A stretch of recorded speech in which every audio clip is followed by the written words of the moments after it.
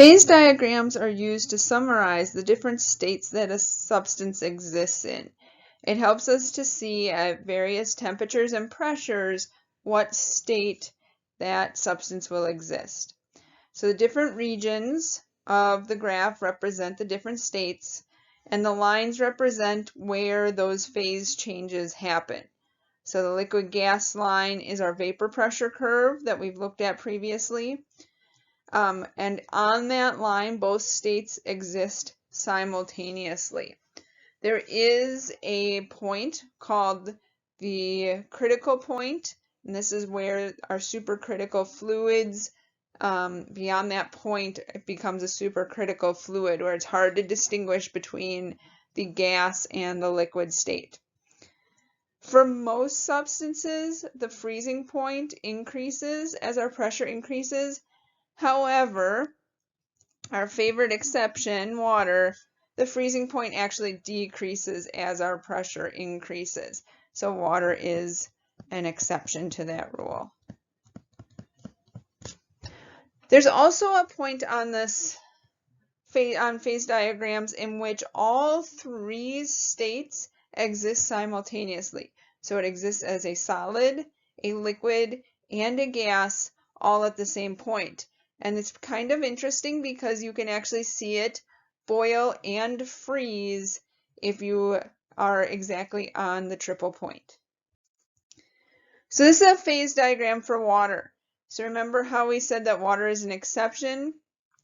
And water is an exception because as our pressure increases, this fusion line, so where we're going from solid to liquid, actually has just a little bit of a negative slope. So as we increase the pressure, our freezing point decreases just a little bit.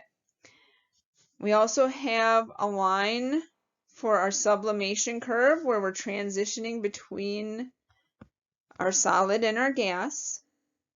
So our fusion curve, remember, is between solid and liquid. And then we've already looked at the vaporization curve for different liquids all on the same graph, but here we're showing it just for a single liquid where we're transitioning between the liquid and gas, and on that line it exists in both states at once. Our critical point is where it blurs between the liquid and the gas state and we become a supercritical fluid.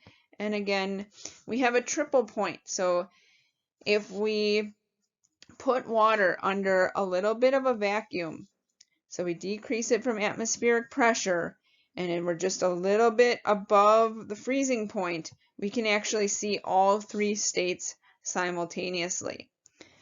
The nice thing about these phase diagrams is that we can tell what state a substance will be in no matter what pressure and temperature we're at. So if we're at 100 degrees Celsius and 1 atmosphere, we're going to be at the boiling point because we're right on that line between liquid and gas. And if we're at 0 degrees Celsius, that's our freezing point, and 1 atmosphere between liquid and solid. So if you're at 50 degrees Celsius, that means that water is going to be in the liquid form. Okay, so if we want to navigate, we can look and see what the transitions will be as we change the temperature. So if we look at one particular pressure and then we start increasing the temperature, we can see that for water, if we start at -25, we'll get to a point, to the freezing point, and then we'll transition to a liquid. We continue to add energy in the form of heat. Eventually we'll get to the boiling point, and then we'll transition to the gas.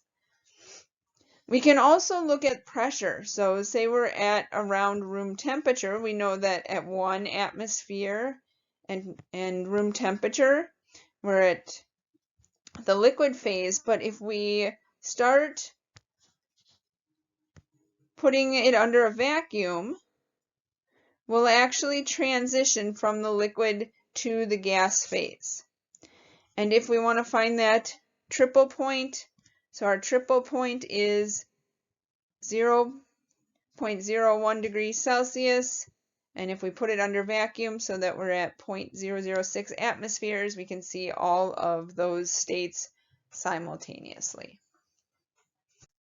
So let's look at something that is not water. So now we're looking at iodine and carbon dioxide. So if we look at iodine at 1 atmosphere and room temperature, so that's 25 degrees Celsius, we'll see that it exists as a solid at room temperature. If we continue to increase the temperature, we'll get to the point where it melts and transitions from the solid to a liquid, and if we keep increasing the temperature, eventually we'll boil it at 184 degrees Celsius. Okay. And again, this phase diagram has a triple point and a critical point. Notice how water, our fusion curve, had a slightly negative slope, while here for iodine we have a positive slope. If we look at carbon dioxide, so carbon dioxide at 1 atmosphere, if we're very cold, it is a solid, but as we increase the temperature, we no longer cross that solid liquid line. We go directly from the solid to the gas. And that's why we see dry ice sublime, because there is no liquid phase at 1 atmosphere as we increase the temperature. Remember, room temperature is around 25 degrees Celsius. So we actually have to increase the pressure if we want to see the liquid phase of carbon dioxide. So here's one for you to practice. Pause the video and see if you can figure out what phases are present for each of the following conditions.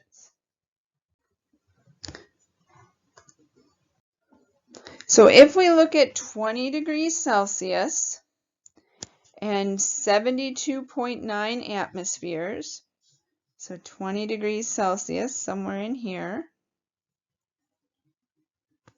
72.9 atmospheres, we're going to be in the liquid phase.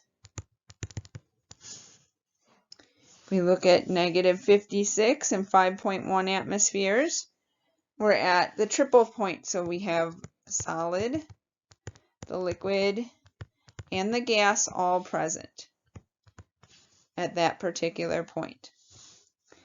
At 10 degrees Celsius and 1 atmosphere, we're in the gas phase. Negative 78.5 and 1 atmosphere. This is our we're crossing our sublimation curve, and so we have both the solid and the gas present. And if we're at 50 degrees Celsius and 80 atmospheres, it's going to be a supercritical fluid.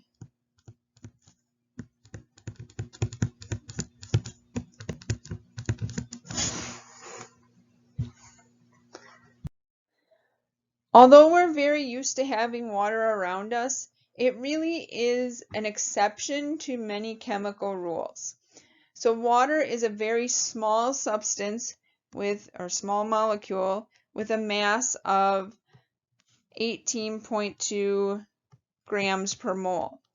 This is very small, but because of the hydrogen bonding, it exists as a liquid at room temperature. Most other substances with our similar mass, for example, ammonia or methane, these exist as gases. So both of these examples are gases at room temperature. And the reason water is a liquid is because of that hydrogen bonding. Water is also an excellent solvent. It dissolves lots of different things. So as long as they're polar and many ionic compounds, it will dissolve it. And the reason for this is because it has a very large dipole moment. So it is a very polar molecule. And it will dissolve even some very small nonpolar molecules, for example, oxygen. So that's necessary for fish in order to live, to be able to have the oxygen in the water. It'll also dissolve carbon dioxide, and it'll actually react and form carbonic acid in water. So carbon dioxide, that is like if we're carbonating beverages. It also has a really high specific heat for a molecular substance. So for a small molecule, it has a very high specific heat, and this helps to moderate climates. So if you live close to the water, your temperature doesn't vary as much as if you live inland. Another really interesting thing about water is that most substances, the solid is more dense than the liquid.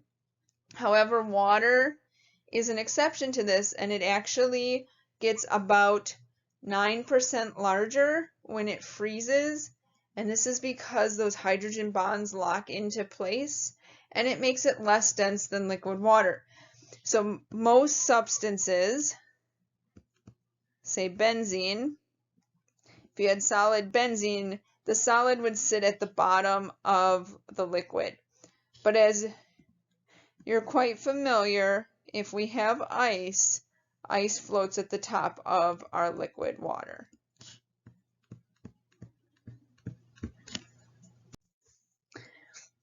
So we can look at other compounds that are similar to water, similar in size, similar in position on the periodic table.